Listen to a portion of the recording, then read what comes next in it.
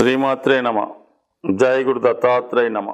ఈ వీడియోలో మనం 2024వ సంవత్సరం జనవరి నెలలో సింహరాశి వారికి మాస ఫలితాలు ఏ విధంగా ఉంటాయో తెలుసుకునే ప్రయత్నం చేద్దాం. సింహరాశి వారికి ఈ 2024వ సంవత్సరం జనవరి నెలలో ఒక అద్భుతమైనటువంటి ధనయోగం, రాజయోగం కూడా ఏర్పడడం జరిగింది. అలాగే గురువు యొక్క బలం జనవరి అంతా అనుకూలంగా ఉండడం వల్ల ఈ 2024 నూతన సంవత్సరం ప్రారంభం నుంచి సింహరాశి వారికి అటు స్వతంత్ర వృత్తిలో ఉన్న వాళ్ళకి, రాజకీయ రంగంలో ఉన్న వాళ్ళకి, అలాగే ప్రభుత్వ ఉద్యోగులకి అనుకూలమైనటువంటి స్థితి చాలా అనుకూలంగా ఉండడం జరిగింది. ఎవరైతే ఈ రాశిలో ఉన్నవాళ్ళు ప్రభుత్వ ఉద్యోగం కోసం ప్రయత్నం చేస్తున్నారో, అలాగే సివిల్స్ సంబంధించినటువంటి పరీక్షలకు ప్రిపేర్ అవుతున్నారో వాళ్ళకి ఈ సంవత్సరంలో ఎక్కువ శాతం సక్సెస్ అయ్యే అవకాశాలు చాలా బలంగా ఉన్నాయి. రాశి సింహరాశి సహజంగా అది ఇంటెలిజెంట్ రాశి, తెలివైన రాశి. పూర్వపుణ్యం కర్మ కొద్దీ అంటే పూర్వజన్మ ఫలితాన్ని బట్టి పెద్దల యొక్క వారసత్వంగా అనుగ్రహంతో సాధారణంగా ఈ రాశిలో కానీ ఈ లగ్నంలో కానీ ఆ కుటుంబంలో ఒకరు జన్మిస్తూ ఉంటారు. అది అమ్మాయిలైనా అబ్బాయిలైనా సరే జన్మిస్తూ ఉంటారు. వీరి వల్ల వీరి కుటుంబం అభివృద్ధిలోకి రావడం జరుగుతుంది. గతంలో ఉన్నటువంటి వైభవాన్ని తిరిగి పొందుతారు.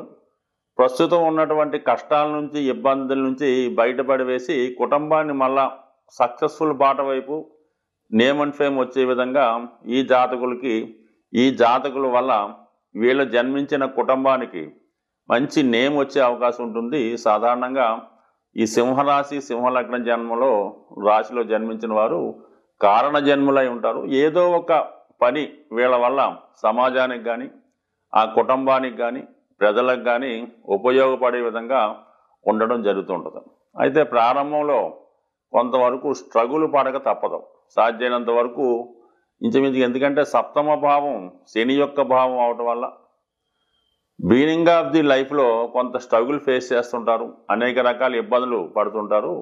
తర్వాత అంటే 26, 28 సాధారణంగా సింహరాశి సింహలగ్నం వారికి 28వ సంవత్సరం తర్వాత భాగ్యోదయం అవుతుంటుంది.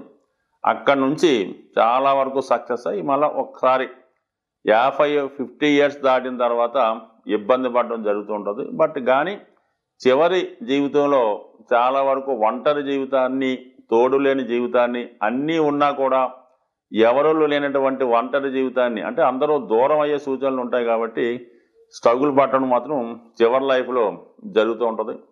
బట్ ఏవైనా ప్రస్తుతం ఈ మాస ఫలితాల్లో రాష్ట్రాధిపతిగా ఉన్నటువంటి కుజుడు, రాష్ట్రాధిపతిగా ఉన్నటువంటి రవి, భాగ్యాధిపతి కుజుడు, ధనాధిపతి బుధుడు కలిసి ఉన్నాడు. అంటే రవి బుధులు పంచమ స్థానంలో ఏర్పడడం వల్ల బుధాదిత్య యోగం ఏర్పడింది.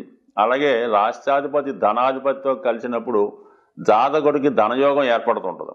ఇంచుమించుగా మనకి జనవరి నెల 15వ తారీఖు వరకు కూడా జాతకుడికి అదృష్టపరంగా ధనం వచ్చే అవకాశం ఉంది. అది ప్రభుత్వ పథకాల వల్ల కానీ, ప్రభుత్వం వల్ల కానీ వచ్చే అవకాశాలు చాలా పుష్కలంగా ఉంటాయి. ఇది ముఖ్యంగా విద్యార్థులకి చాలా అనుకూలంగా ఉంటుంది. అంటే బుధాదిత్య యోగం జనరేట్ అవ్వడం వల్ల, దీన్నే నిపుణ యోగం కూడా అవడం వల్ల వాళ్ళలో ఉన్నటువంటి తెలివితేటలకు తగిన గుర్తింపు ఉంటుంది. ఈ సమయంలో రాసే కాంపిటేటివ్ ఎగ్జామ్స్ కానీ, ప్రవేశ పరీక్షలు కానీ 100% సక్సెస్ సాధిస్తారు. అలాగే ఉన్నత విద్యా అవకాశాలు కూడా ఈ సమయంలో ఈ రాశి వారికి జన్మించే అవకాశం ఉంది. అలాగే కుజుడు కూడా పంచమ స్థానంలో ఉన్నాడు. అంటే ఈ లగ్నానికి యోగకారకుడు, భాగ్యాధిపతి, లగ్నాధిపతి, చతుర్థాధిపతి కలిసి ఉండడం, ఒక లక్ష్మి విష్ణు కలిస్తే ఒక విధమైన ధనయోగం, అలాగే రాజయోగం ఏర్పడడం వల్ల ఇది రాజకీయ రంగంలో ఉన్న వాళ్ళకి నూతన అవకాశాలు, పదవిలో అభివృద్ధి రావడం, ప్రభుత్వ ఉద్యోగులకి 100% ప్రమోషన్ రావడం జరుగుతుంది. ఆగిపోయిన ప్రమోషన్ కానీ, కొత్తగా ప్రమోషన్ కానీ 100% రావడం జరుగుతుంది. రాజకీయ నాయకులకు అనుకూలంగా ఉంటుంది. అలాగే భూములు, స్థిరాస్తి వ్యాపారంలో ఉన్న వాళ్ళకి చాలా వరకు కలిసి రావడం అవకాశం ఉందన్నమాట. అంటే శుక్రుడు చతుర్థ స్థానంలో ఉన్నాడు. ఇది ఏదన్నా మనం ఒక ధనయోగాన్ని కానీ, ఒక రాజయోగాన్ని అనుభవించాలంటే శుక్రుడు కూడా మనకు అనుకూలంగా ఉండాలి. ఒక మంచి వాహనంలో ప్రయాణించాలన్నా, ఒక మంచి బట్టలు ధరించాలన్నా కంపల్సరీగా శుక్రబలం తప్పనిసరి. అటువంటి శుక్రుడు చతుర్థ స్థానంలో ఉన్నాడు కాబట్టి జాతకుడికి వాహన యోగం, గృహలాభం లాంటి అవకాశాలు 100% వచ్చే అవకాశం ఉంది. బట్ ఎనీహో లాభాధిపతి 4లో ఉండడం వల్ల జాతకుడు సంపాదించిన ధనంతో గృహం కానీ, గృహంలోకి అనుకూలమైనటువంటి లగ్జరీ వస్తువులు కానీ, వాహనం లాంటివి సమకూర్చే అవకాశం ఉంది. కాబట్టి మొత్తం మీద ఈ నెలలో చతుర్థ భావం, పంచమ భావం అనుకూలంగా ఉంది. మరి 16వ తారీఖు జనవరి తర్వాత 6వ స్థానంలోకి రవి రావడం వల్ల కోర్టు సమస్యల నుంచి, బంధువుల్లో ఉన్నటువంటి విరోధాల నుంచి బయటపడే అవకాశం ఉంది. అలాగే కొంత పెద్దవాళ్ళతో వ్యతిరేకత వచ్చినప్పుడు కూడా విజయం మీకే లభించే అవకాశం ఉంది. అలాగే పోటీ పరీక్షల్లో, కాంపిటేటివ్ ఎగ్జామ్స్లో, క్రీడారంగం వారికి మరి జనవరి 15 తర్వాత అనుకూలంగా ఉంది. అలాగే 19వ తారీఖు జనవరి తర్వాత శుక్రుడు పంచమ స్థానంలోకి రావడం వల్ల కంపల్సరీగా మీలో ఉన్నటువంటి తెలివితేటలకు తగిన గుర్తింపు ఉంటుంది. ఇది స్త్రీలకు అనుకూలంగా ఉంటుంది. అంటే సింహరాశిలో జన్మించినటువంటి స్త్రీలకి ఈ 19వ తారీఖు జనవరి తర్వాత అటు ప్రభుత్వ ఉద్యోగ అవకాశాలు కానీ, ప్రైవేట్ రంగ సంస్థల్లో ఉద్యోగ అవకాశాలు కానీ, వివాహ ప్రయత్నాలు కానీ అనుకూలించే అవకాశం ఉంది. ఒక విధంగా సంతానాన్ని కోరుకునే దంపతులకు కానీ, అమ్మాయిలకు కానీ మరి సంతాన యోగం లభించే అవకాశం ఉంది. బట్ ఎనీహో మరి అనేక రకాల అద్భుతాలు మీకు ఈ రాబోయే జనవరి నెల నుంచి సింహరాశి వారికి చాలా అనుకూలంగా ఉంటుంది. అయితే శని భగవానుడు మరి లగ్నాన్ని, రాశిని వీక్షించడం వల్ల అలాగే కంపల్సరీగా పనులు వాయిదా పడడం, అంటే బద్ధకం పెరగడం, పనులు వాయిదా వేస్తుంటారు. కాబట్టి కంపల్సరీగా ప్రతినిత్యం ఎర్లీ మార్నింగ్ సూర్యోదయానికి ముందే లెగడం, ఒక 30 నిమిషాల పాటు యోగాయో, మెడిటేషనో, వాకింగో ఏదో వ్యాయామం చేయడం వల్ల శని యొక్క ప్రభావానికి లోనే, శని యొక్క ప్రభావం నుంచి తప్పించుకొని ఈ మిగతా గ్రహాల యొక్క ఫలితం మీకు అనుకూలించే అవకాశం ఉంది. ప్రస్తుతం ఖచ్చితంగా చెప్పేది ఏంటంటే బద్ధకాన్ని విడిచిపెట్టి ఎప్పుడు పని అప్పుడు పూర్తి చేసుకుంటే సింహరాశి వారికి ఈ నెలలో 100% అనుకూలమైన ఫలితాలు వచ్చే అవకాశం ఉంది. సో ఏదైనా గురువు యొక్క అనుగ్రహం ఈ రాశి వారికి ఇంచుమించుగా ఏప్రిల్ నెలాఖరు వరకు ఉంటుంది. కాబట్టి ప్రస్తుతం ఉన్నటువంటి ఈ మంచి అవకాశాన్ని ఉపయోగించుకుంటే అటు ఏదో ఒక అద్భుతం మీకు జనవరి నెలలో వచ్చే అవకాశం ఉంటుంది. సాధారణంగా ఈ వార ఫలాలు కానీ, మాస ఫలితాలు కానీ, సంవత్సర ఫలితాలు కానీ జాతకుడి యొక్క రాశిని బట్టి మనం చెప్పడం జరుగుతూ ఉంటుంది.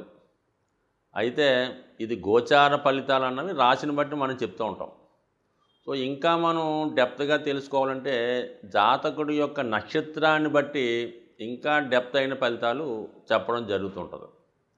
సో ఏదంటే ఇప్పుడు ప్రతి ఒక్క నక్షత్రం వారికి వారి యొక్క నక్షత్రాల ప్రకారం సంపత్తారని, క్షేమతారని, సాధనతారని, మిత్రతారని, పరమమిత్రతారలని ఈ మిత్ర తారలు కొన్ని ఉంటాయన్నమాట. ఆ తారల్లో ఈ గ్రహాలు సంచరించే సమయంలో జాతకుడికి అనుకూలమైన ఫలితాలు ఇవ్వడం జరుగుతూ ఉంటుంది.